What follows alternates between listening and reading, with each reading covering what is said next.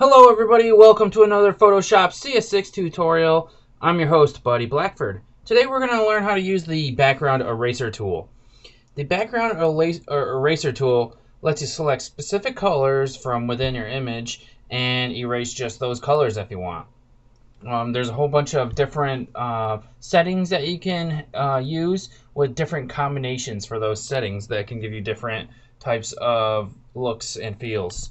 So one thing that's good to know that when you're using the background eraser tool, if you try to use it on a flattened image, it's going to automatically change your image to a layer because it's going to erase to transparency. So for example, go ahead and select your background eraser tool, which is underneath the eraser tool. Hotkey is E. And then as I start erasing here, it changed it. You can see it changed it from background to layer. So if I hit Control Z to go back, you can see that it's at background right now. All I am going to do is erase, and it changes it to a regular layer, no longer a background layer. It does this because Photoshop is making the assumption that you're going to use, if you're going to use the background eraser tool, that you obviously need to have a layer that supports transparency. So remember that the background eraser tool supports transparency, or erases to transparency. All right.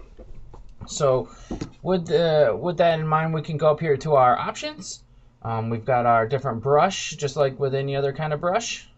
We've got our different settings here, and if you need help with those, you can check out the earlier tutorials on the paintbrush and things like that. That I go over all these different settings here.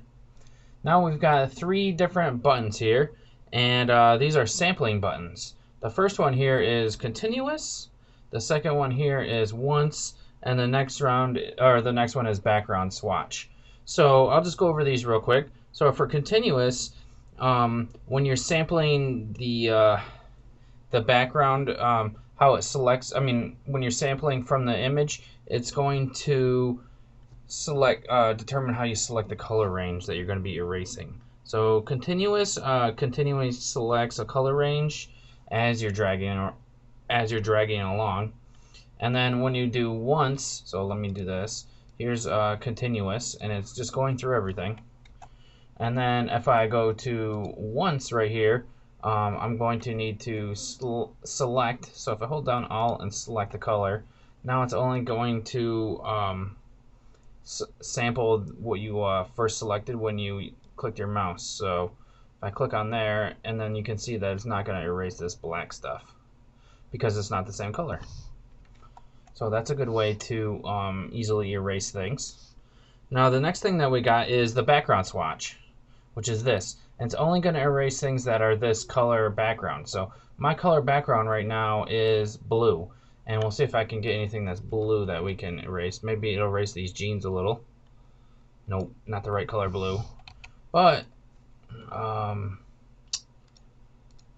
if I click on my color and then select a color from the jeans and hit OK, change it to my background, now I can erase the jeans there, which is kind of a weird thing to pick. But now that person has no jeans.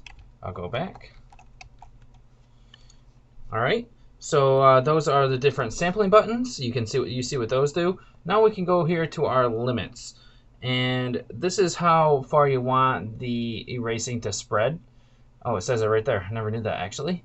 But we can go down here. We've got discontiguous, contiguous, and find edges. Discontiguous lets the eraser tool, it works with all the similar color range pixels throughout the image.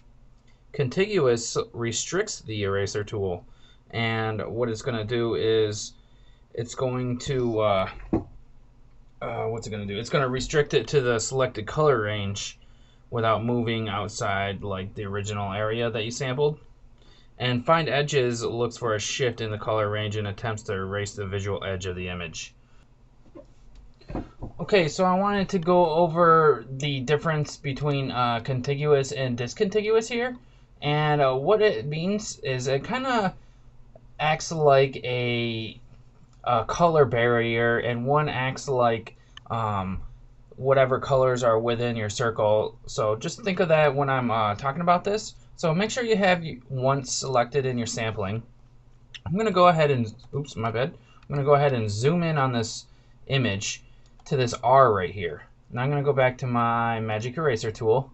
And when you're looking at the magic eraser tool here, you can see that there is, for the cursor, it's a circle with a plus in front of it, and the plus in the middle of it. And the plus is where you're going to be sampling from. And you can see my plus right now is right on the R. So right now I have contiguous selected. And if I select the R and erase that, it's only erasing the R because all the color surrounding it is not the same color and is definitely a different color, which is white in this case. Now I'm going to go ahead to discontiguous, and I'm going to go back to so that this R is showing. And when I select this R, it's going to select all the colors within my cursor's range instead of just the R. So if I click, you can see that it selected all the color that was that color in the range. So it took out all the letters of the corona plus whatever was in my cursor's range up here at the top. So that's what discontiguous and contiguous mean.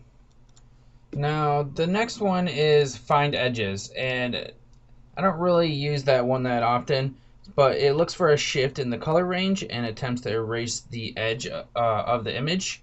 So I'm going to try this out on here. Not sure if I'm not guaranteeing that it'll work because it doesn't always work in all the images. I almost never use the find edges, but we'll try here.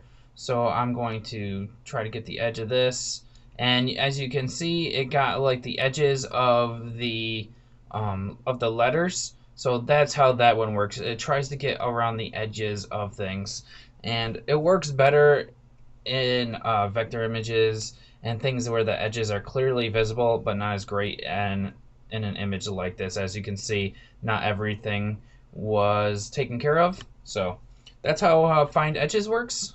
The next thing we've got here is our tolerance, and the higher tolerance, the higher the range for your eraser tool. So the more colors it's going to pick up when you have a higher tolerance. If you set the tolerance to low, then it's not going to have a higher as high range of color to choose from to erase from.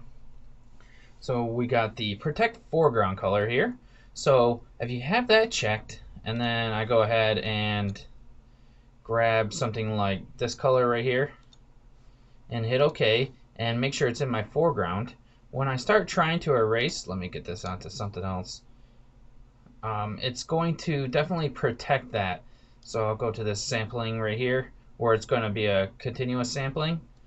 And as I erase, it's going to protect that color. And it looks like I selected a color here that was not totally, like, it must have been a different, like a color that was only like had a few pixels in there. So it only protected a little bit of it. But that's what that does. Maybe I'll set the tolerance down. Yep, and you can see that it affects this even more when I set the tolerance down. It protected this color even more than it protected it more when the tolerance was down. So that's all I wanted to go over with you for the background eraser tool. Kind of a long tutorial, but there was a whole bunch of different stuff to go over. So thank you for watching, everybody, and I look forward to seeing you guys in the next tutorial. Have a good day, everybody.